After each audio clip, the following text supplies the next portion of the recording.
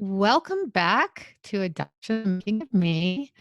I need to address an elephant in the room for the people that may be watching on YouTube, and that would be my weird hair because I have I was like, what are we addressing? Is it about me?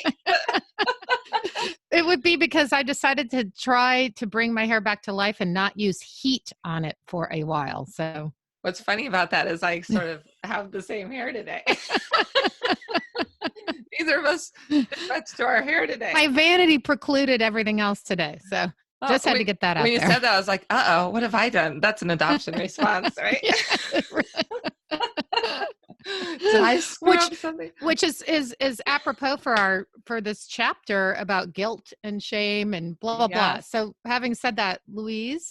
Yes. Yeah. Okay. Well, the chapter is titled Issues. We're on chapter 8, Issues of Guilt and Shame, Power and Control, Identity. And Louise, I would love for you to open. Here we go. And we're once again reading just The Primal Wound by Nancy Verrier. And she will come on our podcast and tell us exactly how she says her name. Yes, Nancy we are manifesting this. Verrier. So this chapter, as Sarah said, is about guilt, shame, power, control, identity. Pretty much anyone listening to this podcast, adopted or not, is going to go, everybody has this. But there's some stuff. So it starts off with guilt and shame. And of course, as she does, she's really a great writer, I think, because she really puts the zingers right at the beginning. Don't you think? Really, where it's like, oh my God. Like the first paragraph, I'm like, here we go. I got to sit down and get my cup of coffee. Okay, so guilt and shame. Guilt is another issue for adoptees. Actually, while guilt is often predominant for both birth and adopted mothers, it's probably shame which is felt most by adoptees, which I thought was interesting because I always have a guilt complex, but it might be a shame complex. Oh, and I have deep shame. Yeah. I mean, we're going to get into that. Yeah. What is the difference between them? The easiest way to understand this is to think of the difference between doing and being. This was, I thought, really a great way to introduce this. I thought so too. One may feel guilty for what one has done or caused, but shame is for who one is. Shame is connected to an adoptee's belief that he or she is unlovable. He is ashamed of who he is. That's big. It's the timing of this is so interesting because I was on the phone with a friend of mine here in Kansas City talking to him last week, and it got really deep and vulnerable, and I just started crying, and I was just like, when will this burden of shame and self-worth ever change in me? And it feels like no matter what I do, I carry that inside, like this disgust with myself. Yeah, and we've talked about this together, and I think you more than me have this a little, and I think comes from stuff that's happened with you and your dynamic. And I have a big guilt complex, and I could never figure out if it was because we're, Diet Catholic, Episcopal, or, I come from a long line of guilters, which we do, but I really have a deep sense of like, oh, I'm doing something wrong, or I'm not lovable, or I'm not, and I've really worked on that and come to a place where I don't feel that. But if I get vulnerable about something, I go there pretty quick. It's like the ugly thing comes out, like I'm not worthy. And I wonder if you can't really work on it until you have someone to mirror it with you, like a person that but then the double-edged sword is like, yes, somebody seeing that, so I don't know. And I feel like I feel like this podcast, which I didn't know would happen, but I knew we'd have growth through the podcast. Whenever you do a project or anything, you have a growth, right? And we've had growth with our business, and we went to business school without going to business school. Let's open a business. We don't know what we're doing. So it's like, this has been such growth in me. I mean, I feel like at the end of our podcast with our guests and with our discussions, I'm like, and then, it's interesting. It's cathartic. It's cathartic. That's a good word. Well, there's so much in this. You want to go next? Because so much. Yeah. So, I thought it's still early in the chapter, but I highlighted, there is no way for others to convince adoptees that they are wonderful, lovable, beautiful people. If they get that gentle, steadfast love and consistency of availability from those who love them, they may begin to trust in the possibility of their own goodness. Yes, Um, I feel like I had that. So I have that. Like I had the strongest thing you can have. That I underlined that too. It struck me yeah. because I feel like I got all the best stuff you can get from my parents, even my brother and my surrounding family. It's just, and you still have it though. And they get into this later, how we found some parts that really identify with each of us. We're like, Yes. oh, Yes. Louise, let's circle. This is Louise. This is Sarah. So it's, there's also this little section along that line where the adopted parents, no matter how, the more people tell you how special and wonderful you are, it can actually be worse for you. I thought, because people go overboard to be like, you're wanted, but then you start thinking, oh my God, I'm not living up. And Yes. that there was a man named Bill who said, I was a throwaway. Who's going to love me? Deep down, he thinks that, even though he knows that's not his parents didn't throw him away. They couldn't raise him. It's in there.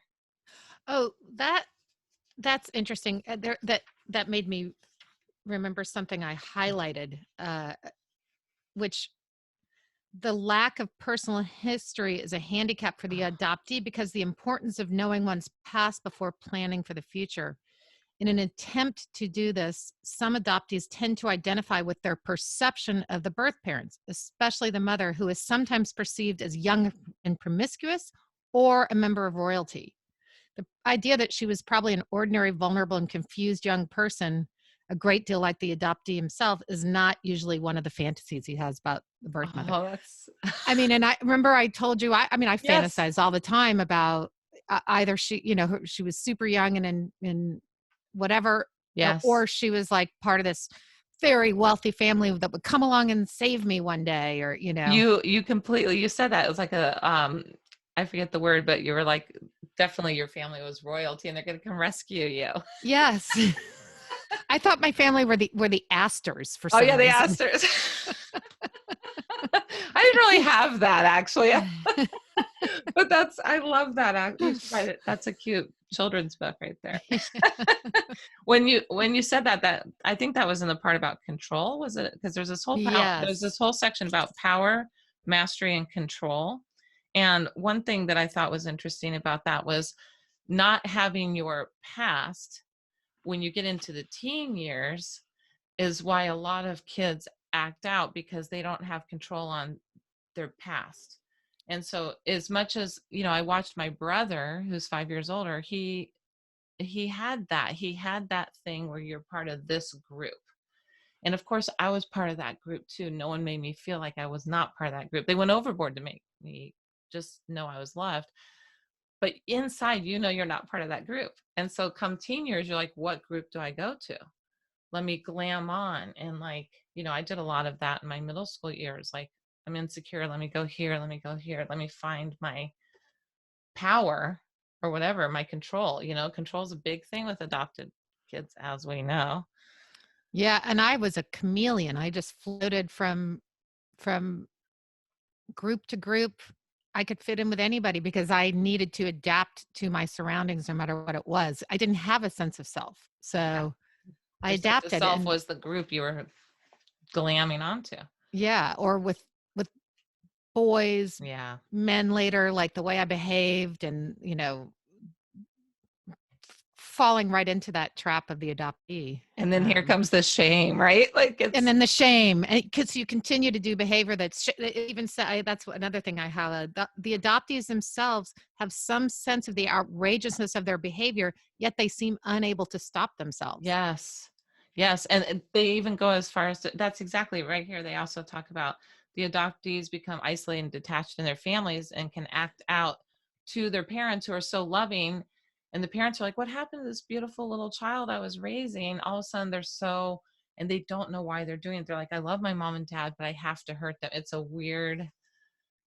because they've been scarred really young. I mean, I just had this memory, and I know I wrote a story about this babysitter, but it's only now that I'm like identifying. So we had this chalkboard with our names. It said Sarah, Todd, David, Mike, in order of mm-hmm. ages. And you'd get a mark on the chalkboard if you did something wrong. And so mine was like, Color mark, mark, coded. mark, mark, mark on it. Todd's was mark, mark, mark, mark, mark. Mike and David, like hardly anything. And, I don't know if I ever thought like, well, is that because we're adopted or, but now that I'm looking back, like it's just so Todd and I acted out. Yeah, you were acting out. Even though we were young, so. A poor guy. You're like the little good kids and the bad kids. Yes.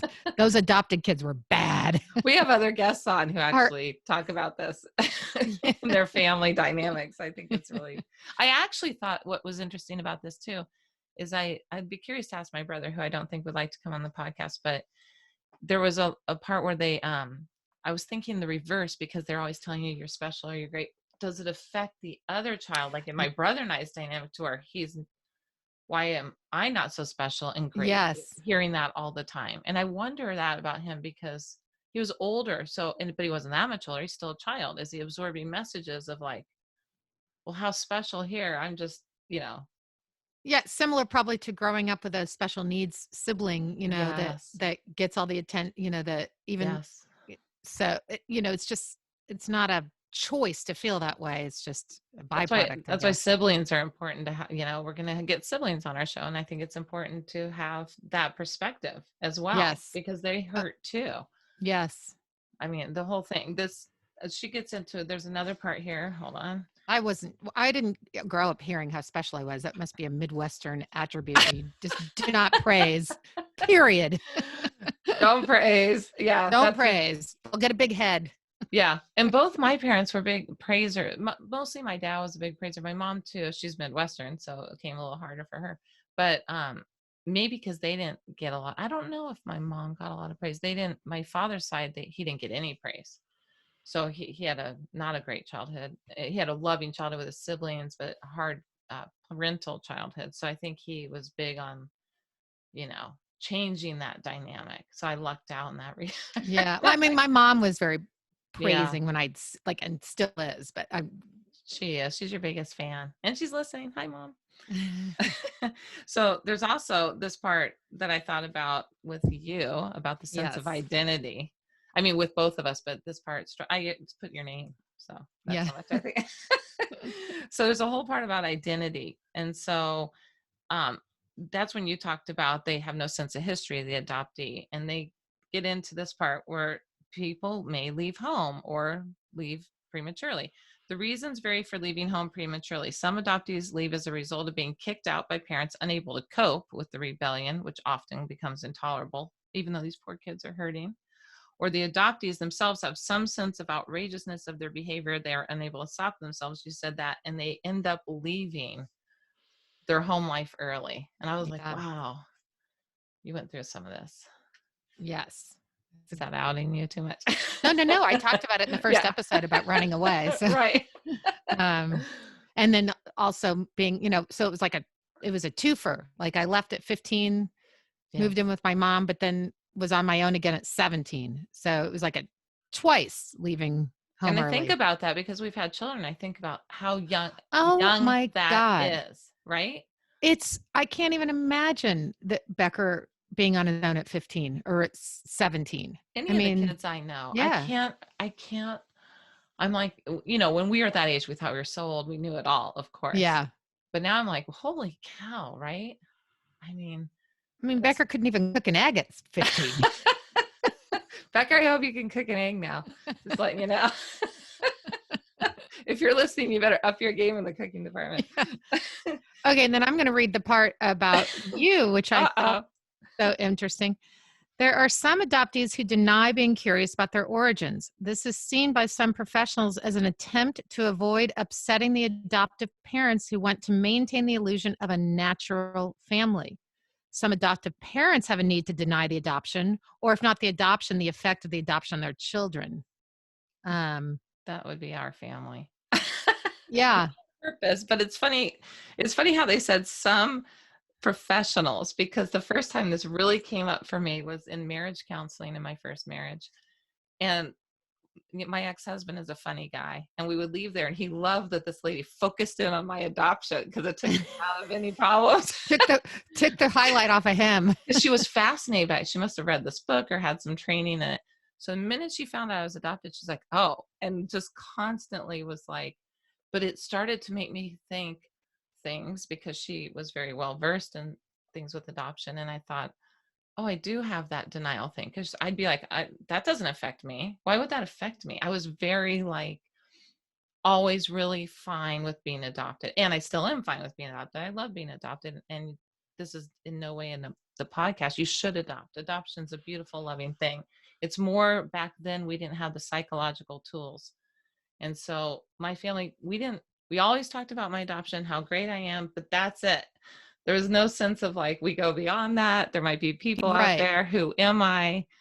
I've had some family dynamics where it's been brought up in like different hurtful scenarios later with other family things where you're like, oh, people do think I'm adopted.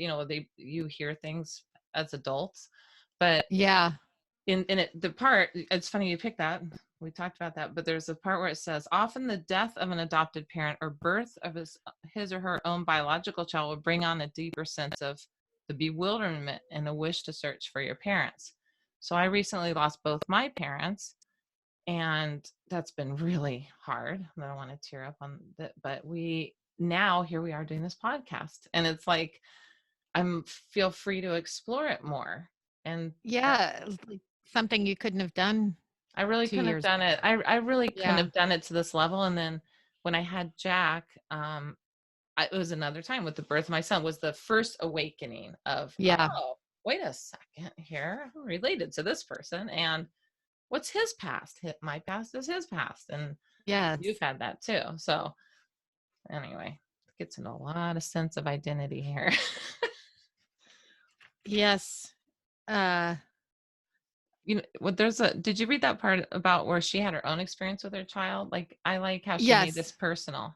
Yes, I liked it too. And we get to hear her daughter's name, which is such a beautiful name, Giselle. Yeah, it's the first time I didn't think we'd heard that before. Should I read that part? And this is the author talking at the end, because I thought she's doing her own self-reflecting, because her child was grown when she wrote this book. So it's like she wishes she knew these things, right? She said, in my own personal experience with my daughter, one of the most wonderful aspects of having her in my life, besides the fact of her being, is that she drew me out of my complacency. I was one of those adopted parents who didn't believe I needed therapy, which I think is a big statement. After all, I was very functional and effective in all areas of my life until I met my failure in dealing with my daughter's pain. Yeah. Right? I mean, so yeah. Can't wait till we have her on. I can't either. I mean, that's going to be special. But I think about that, with your mom, my mom, as they got older, as they're getting older, your mom, what their pain, because they see us having our things. And my mom saw it before she passed that I had things. So, and we talked more openly. And I just don't think that generation was equipped with any of this, Well, and there wasn't any discussion of it. Just, here's a baby, take it home, raise it. Yeah, it's a win-win. You only got the most superficial of information about the biological parents, their height, their age. That was it. Just the superficial information, non-identifying information is what they call it. So that's all I had until I met Tilda, so. Which is a very weird word in itself, non-identifying information. I know. That is actually what it says, which we should get one of those and show people, because that's I have one. I'll pull it out. Yeah. To read it. Yeah. Yeah, I have it. Yeah, go ahead. No, I was just going to say, was there anything? No, it's a deep chapter, but for time constraints, I'd say no, because we could talk all day about it. We could talk all day about guilt and shame, power and control, and identity. Come over to our house. We have a lot of fun. We talk a lot of guilt. Bring a glass of wine or a bottle or two. Actually, a bottle. Yeah. Oh my goodness. We're trying to get sponsors. If there's a wine company out there, we'd love to. Anyone listening? We'll even drink and podcast. Yeah, we can be like, or is there a lingerie sponsorship out there? We're in our closets, ready to try things on. Promiscuity, adoption, it all goes together. So fun. Hand in hand. Anyway, this has been a really interesting chapter, and thank you for my morning therapy with Sarah. Yes, I love it. I look forward to it all the time. Could do it on a daily basis. Me too. Well, hopefully All right. soon we're gonna be doing it on a weekly basis. Yes. Patreon. Okay. Bye. Bye. Bye.